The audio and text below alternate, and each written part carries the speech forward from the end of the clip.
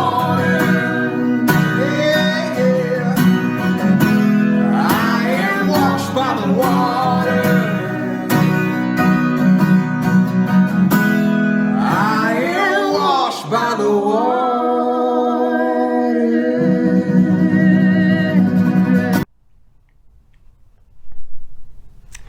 Have you ever wondered what it would have been like to have been part of the very first Jesus community? Those people who were his followers at the very beginning. I mean, they had firsthand knowledge of Jesus. They heard him speak. They witnessed his miracles. They saw his self-sacrificing love demonstrated for them on the cross.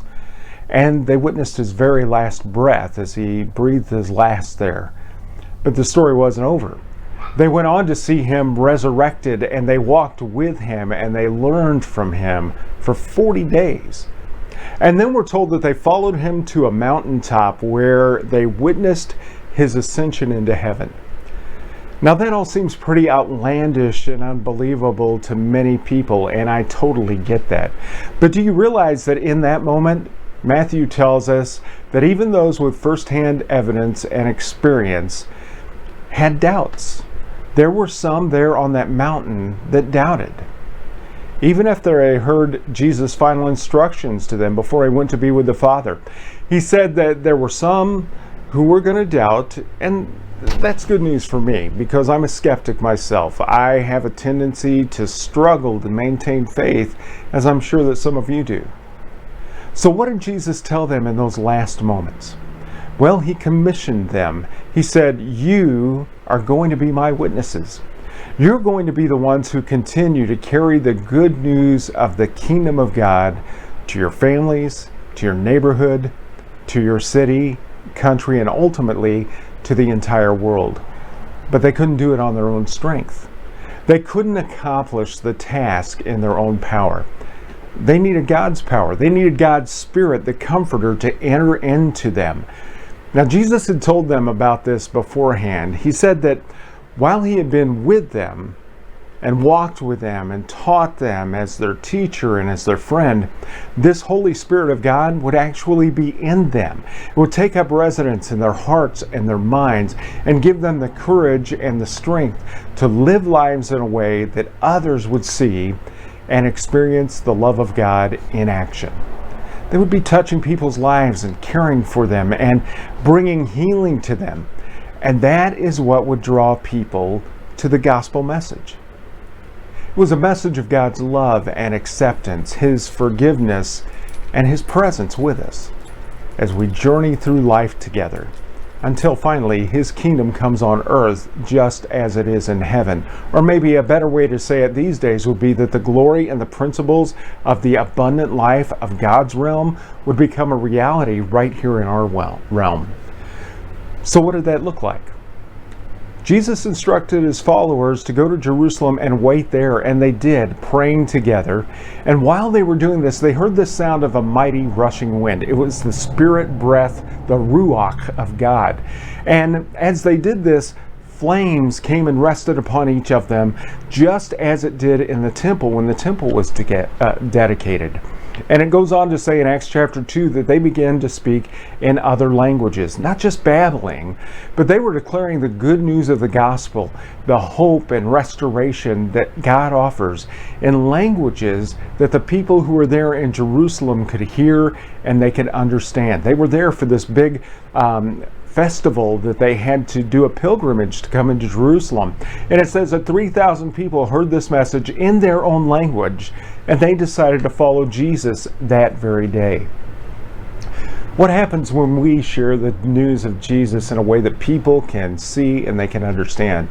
What does it look like lived out in community, and how does that impact others around us? Well, later in Acts chapter 2, we get a picture of a Jesus community and what that looks like in practice. In Acts chapter 2, verse 42, it says they continually committed themselves to learning what the apostles taught to them. They gathered, and there was an intense sense of fellowship, and they broke bread together and they prayed together, and there was awe because the apostles were doing many signs and wonders. And then they shared all their material possessions. It seems crazy to us, but they put it in trust. They sold any possessions and goods that didn't benefit the community as a whole, and they used the money to help everyone in need so that no one had need. This togetherness was incredible among those who believed, and everyone felt this sense of awe. They were unified. They worshiped at the temple day after day. Well, why would they go to the temple? After all, were they the temple now? Well, yeah, they were, but I believe that they went to the temple because that's where people were. The temple was the center of Jewish life. So that's where they would go to find people who would then listen to the good news about God's plan for restoration for them. In homes, sorry about that, that was my dog. In homes, they broke communion and they prayed together. They did things as Jesus had done, and they remembered him. And they did this with glad hearts. And they enjoyed the goodwill of all the people in the city. What an incredible result of doing life together in this way. New disciples praised God day after day, and the Lord added to their number to those who were experiencing this amazing liberation. Jesus had done a work in these people's lives. They began living their life differently, and as a result, people took note and wanted to be a part of it.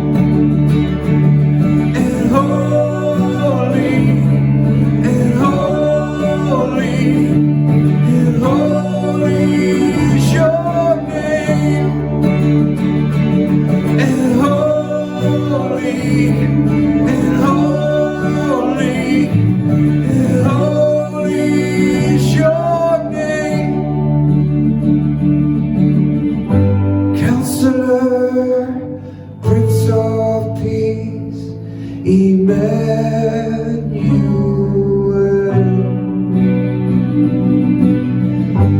Counselor, Prince of Peace, for whom the prophets waited.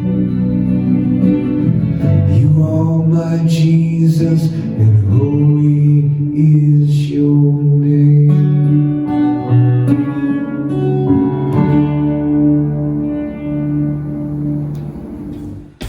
Lifehouse Live wouldn't be possible without partners like you joining with us. There are 3 different ways that you can give. You can give online at www.lifehouse.cc. Just look for the Give Now tab at the top of the page. Or you can text the amount of your gift to 646-832-4848 and use the keyword Lifehouse. After that initial setup, you'll be able to give by simply texting the amount of your gift to that same number, 646-832-4848. Or if you'd like to mail your gift in, you can do that by sending your gift to Lifehouse, P.O. Box 602, Alton, Illinois 62002. Well, this morning we are joined by our friend Crystal Turner. Crystal is the Madison County Director of the Restore Network. Good morning, Crystal. How are you doing today? Good morning. I'm doing well. Thank you. Well, Crystal, a lot of our viewers might not know that much about Restore Network. Exactly what does Restore Network do, and how did you get started? Sure. So the Restore Network is a local not-for-profit. We're currently operating out of 5 counties in the state of Illinois: Madison, St. Clair, Bond, Williamson, and Monroe. And our goal is to wrap around and support foster families in our local counties, as well as supporting agency staff and really helping to change the entire culture of foster care. I like that. I noticed on the website that's kind of the new motto, I guess, would be to change the culture of foster care here in Madison County and the surrounding counties. That's a pretty big area. I would imagine there's quite a bit of need in that region. There is. Currently in the state of Illinois, we have over 18,000 children in foster care. That is just in our state alone, which is an astounding number. The current statistics for Madison County show that we have just over 600 children in foster care in Madison County alone. So the need is huge. It continues to grow. That means that the call for more support and more foster families is greater than ever. Yeah, that's true. Madison County alone, I know, has a large number of children in foster care. What exactly does Restore do to help connect families with children that they can foster, and what does that process look like? Sure. So most of our families come to us through local partner churches, which you guys are a part of. Mm-hmm. We really seek to recruit families through the partner church and work with God's people to answer his call to care for vulnerable children and families. So usually what this looks like is we invite families to attend one of our Foster and Adopt 101 workshops. This is kind of an exploratory workshop. If you're interested in learning more about who we are as an organization, if you just want to dip your toes in the water and find out whether or not God is calling you to open your homes to foster, or if you're interested in learning more about volunteer opportunities, that's a really great way to get started. Second to that, we also bring families in through our Foster and Adopt 201 workshops, which is for families who are already in the process of becoming a licensed foster parent or who are already fostering and just haven't known about us yet. So we really like to catch families at whatever stage of the process they're in. Our goal is to provide them with trauma-informed resources to give them the best possible success with the kiddos in their home as they help them walk towards healing while also embracing that child's biological family. Yeah, I know one of the big goals of Restore is to actually restore those families and to get the children reunited with their parents and back into a healthy situation. Someone who is volunteering or considering volunteering for fostering might be concerned about the number of resources that they need, not just in training, but physical resources as well. I know that the Restore Network's involved in helping parents get their homes ready and all of that. Tell us a little bit about that. Sure. So when we're Sorry about talking, my dog in the background. that's okay. When we're talking to volunteers, we just love to ask people and try to come alongside people to help them find their best fit within our organization. We recognize that not everybody is called to open their homes to foster. However, we truly believe that everybody is called to be part of the solution to this problem in some capacity. So for us, that means that we have a lot of different opportunities for people to get involved. Some of those ways are our clothing team. This is a great way for people who love to shop and have some flexibility during the times that they're available to volunteer. Every time a family opens their home to a new kiddo, we're committed to providing that child with new clothing, diapers, wipes if they're small. That just provides that child with some dignity and allows the parents that they're going to rest and relax instead of rushing out to buy new clothing for that kiddo. We also have our meals team. This is a huge need. Every time a family opens their doors to a new child, we commit to providing that family 6 meals during the course of the first couple of weeks of the placement. If you follow us on Facebook, you may have seen the number of kiddos that have entered Madison County homes over the course of this last month. So imagine every time you see a kiddo pop up on our Facebook in real time, that's a family that we're going to provide meals for. So this is a really great opportunity for families who love to cook, or if you don't love to cook, you can order pizza and have that delivered. That's greatly appreciated. That's something all of us can get involved in. That's great. Right. It's a beautiful way to step in and really provide a tangible support for a foster family. We also have our events team that helps to step in and care for kiddos when we provide large events for our families to attend. We need people to step in and help us with respite care. When a family needs a little bit of a break, we need people who can care for that child for an evening. And one of our most important ways to get involved is through our prayer team.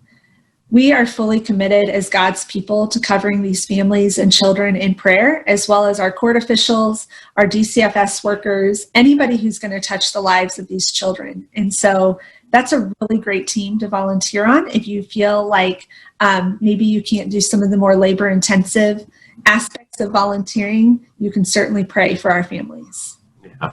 I know that the Restore Network is about fostering, providing for the needs of the families, and also adoption is an option there as well.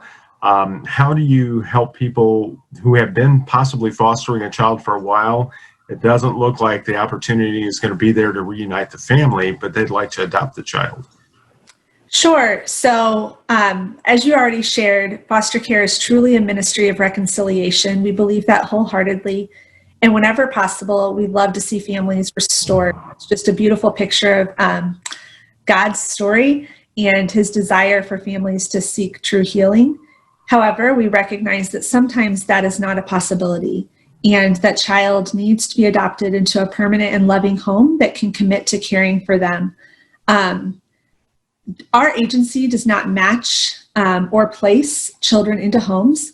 However, we do walk alongside each of our families in preparing them to commit to permanency, whether that end looks like reconciliation or whether that looks like adoption. And anybody who adopts through the foster care system in the state of Illinois, that adoption is fully subsidized. There's no fee to you to adopt through the state of Illinois. Well, that's fantastic. That's something I think a lot of people aren't aware of. Yeah. Yeah. So if someone would like to be involved, what are the steps they need to take? And I know the 101 class is important, but what are the steps in becoming a foster parent? How long does that process usually take? So usually from beginning to end, to become a licensed foster parent takes about 6 months. That can change slightly, especially given the COVID pandemic that we're living through, where the wheels of this system are moving just a little bit slower. However, that gives you time to come to a 101 workshop. We can help match you with a local agency and get you connected with a licensing worker who will walk with you every step of the way as you go towards becoming a licensed foster home. Then you would need to work on your packet of paper, background checks, fingerprints, physicals, and attend your Pride class, which those are being offered currently via Zoom classes. So they're very easy for our families to attend right now. Once all of that is done, you'll have a home study. And if everything goes well, you will be fully licensed to foster. I always like to share with people that you can really set some parameters regarding the best fit for your home. So truly, we need people who come to us from all different walks and backgrounds. We need parents who are already raising young children. We need empty nesters who are willing to commit to our older kiddos. You can be a single parent. You can be working parents. You can be stay-at-home parents. Truly, there is a need for everybody within the foster care community. Well, I truly appreciate the work that you're doing, and have seen the number of people that I know that are involved as foster parents, and the joy really that brings into their life as well. Not only are they helping the children, but it has an impact on them as well, and brings a lot of joy into their lives and their homes at the same time. So I really appreciate that. Now, if someone wants to get in contact with Restore Network and become involved in some of the training, how do they get in contact with you? Well, the very best way is by going to our website. You can go to therestorenetwork.org, and there are links on there that will direct you to your county directors. There's links where you can click and see when our next Foster and Adopt 101 workshops are, links to our Facebook page, as well as a link to sign up to volunteer in any of those volunteer capacities that I mentioned earlier. Well, that's fantastic.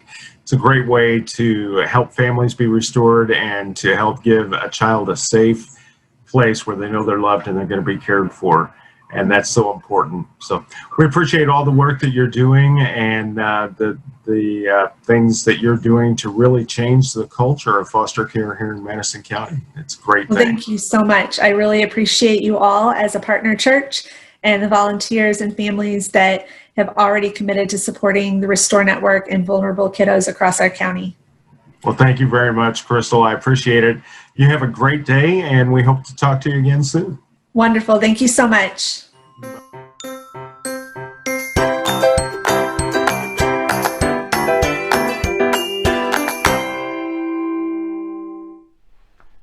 You know, part of our vision for Lifehouse Live is that we would establish Lifehouse groups where people get together in groups of 10 to 12 and they do life together. These are groups that are committed to each other, that get together to not just have a Bible study, although that may be part of it, but they actually do life together. They gather together for meals, and it can be a group of friends or neighbors, or it can be people who have a similar interest or hobby. But they gather together once or twice a month, and they begin to share life together. They pray for each other, and they grow together, and they become more the people that God's called them to be, and they serve together. The Bible talks about bearing each other's burdens. So when you're down, or if you're facing some kind of a trial, because in life trials are inevitable, or problems are inevitable, but when that happens, you're there for each other and you're encouraging each other, and you can plan this any way you want. You can plan it around a Sunday brunch, and together as you eat brunch, watch Lifehouse Live, and then download a group discussion guide. We'll begin introducing those later this month. Or if you don't want to do it on Sunday because people's schedules are kind of crazy these days, you can really participate any time that you want, whatever night is most convenient for your group to get together, because that's one of the beauties of doing things online. You can download it, you can watch it, and it stays there. The best part is it doesn't matter if you're in St. Louis or Los Angeles or New York or South Carolina or Florida, Europe or Africa. Everybody can participate as part of the larger Lifehouse community. Now, if you'd like to find out more about leading one of these groups or starting one of these Lifehouse groups in your house, all you need to do is contact me. You can send an email to pastormikeadams@gmail.com. We'll have some online training that you can go through in the coming weeks, and then you'll be able to start a group in your own home as you learn together and you grow together and you do life together, because that's really what this journey is all about. It's not meant to travel alone. It's meant to travel with friends and people that you love as you encourage each other and spur each other on to growth. We hope you'll join us on this journey.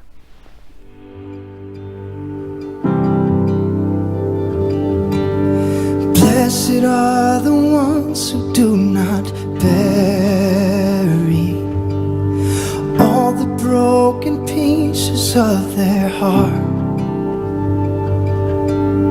Blessed are the tears of all the weary, pouring like a sky of falling stars. Blessed are the wounded ones in mourning, brave enough to show the Lord their scars. Blessed are the hurts that are not hidden, open to the healing touch of God. The kingdom is yours. The kingdom is yours. Hold on a little more. This is not the end. Hope is in the Lord. Keep your eyes on Him.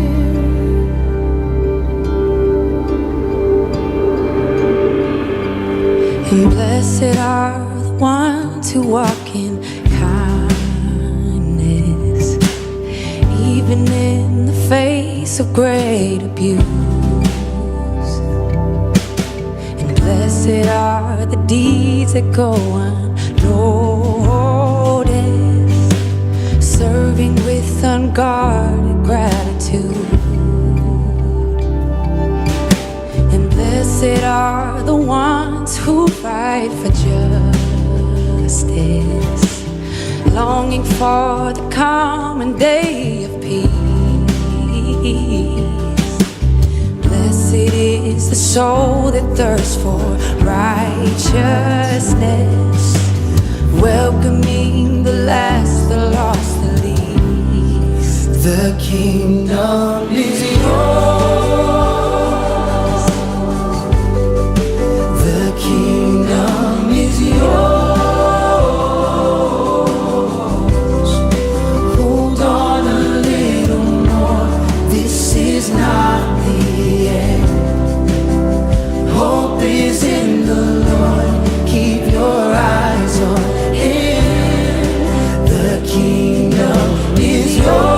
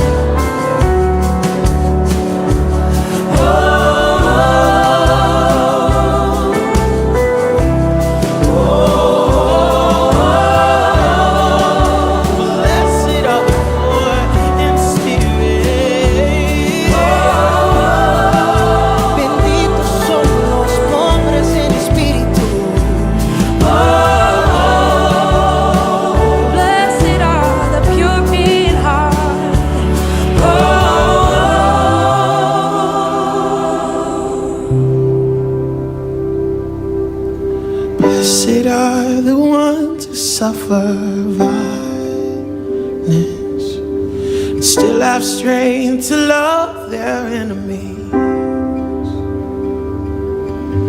Blessed is the faith of those who persevere,